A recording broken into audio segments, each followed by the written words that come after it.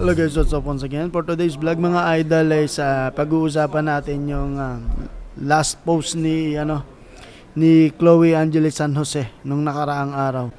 Ito yung last public post niya mga lodi para to sa nanay ni Carlos Yulo. So react lang natin ng konti mga idol at kung gusto nyong may sabihin kayo, mag-comment lang din kayo for down below. Saglit lang to mga lodi. At alam ko na ang sagot para sa kanya. Ito yung sabi ni Chloe San Jose mga idol. No need na for a long caption. This is not even all of it. Lol. But here we are for you all entertainment. If you're gonna get mad at me for standing up for myself, stay mad. If you're gonna get mad at me for breaking generational curse, stay mad. If you're gonna get mad at me because I reacted to their disrespect and told the truth, stay mad. If you're gonna get mad at me for standing up for my partner against their toxicity, then stay mad. I am not here to please anyone.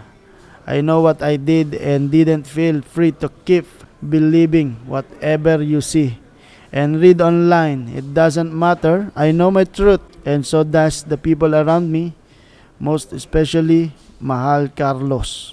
The universe has my back. Pling pling pling pling. Hence, this would be my last time speaking about this. It's honestly getting boring and over dramatic at this point as it's been a long gone issue. Again, stay mad and good luck with your PR stunts or pakulo with clown emoji. Much love. Ito may mga picture pa sa sinense tungkol to sa mga niya, pamumuno niya doon sa mga post ng sa nanay ni Carlos Yulo. Wala naman akong naintindihan. Pakipaliwanag nga. Sa lang masasabi ko rito is napakabastos ng babaeng ito. Hindi siya magandang impluwensya sa mga kabataan at sa mga future girlfriends in a relationship. Dahil kung wala siyang respeto sa kanyang mga magulang, sa magulang ng lalaki, so in the future na magkakaroon sila ng problema ng kanyang makakasama na si Carlos Yulo, ay hindi re-respetohin nito si Carlos Yulo in the future. I'm sure yan.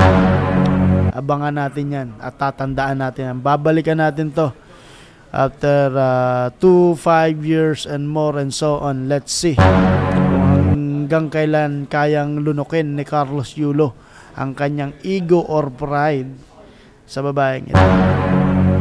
So, walang respeto sa magulang. So, ibig sabihin, hindi kayo magtatagal.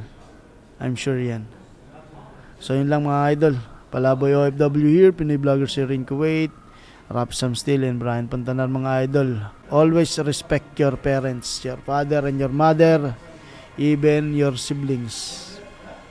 Huwag kayong padadala sa pera-pera. Kailangan natin ng pera pero kailangan natin maging magalang sa isa't isa. Lalo na sa magulang. Alright?